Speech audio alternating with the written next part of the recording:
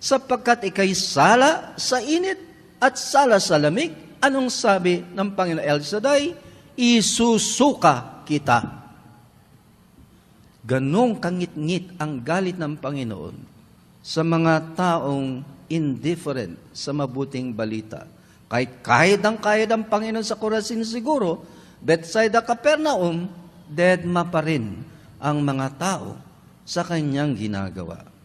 So ngayon ang tanong at hamon ng Panginoon sa atin, ganun din ba tayo?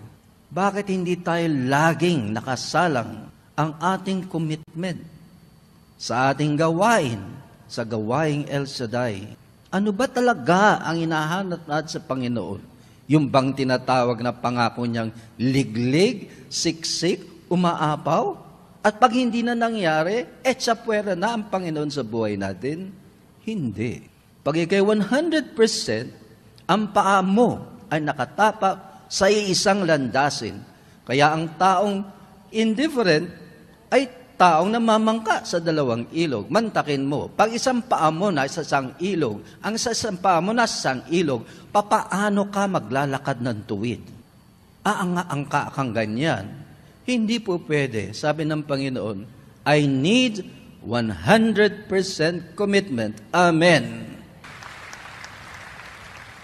Huwag natin pagdudahan ito sa Santa Misa. Pag tayo minahal ng Diyos, hindi tayo iniiwan. Mantakin ninyo, ang Diyos ay Diyos. Pinasya niya upang pakitang wagas at dakila ang kanyang pagmamahal. Mantakin ninyo sa misa, ang anyo niya tinapay. Ang anyo niya alak. Para lang manamnam natin kung kagano katindi 100% ang pagmamahal niya.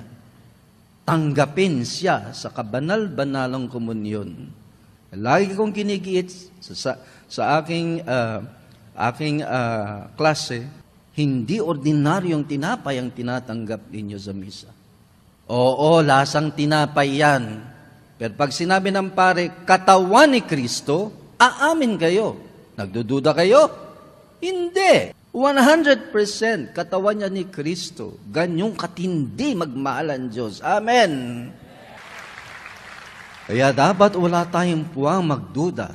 Dapat wala tayong puwang maging indifferent at deadma sa gampanin natin bilang mga alagad ng ating Panginoong si El Shaddai. Thank you, God, for everything.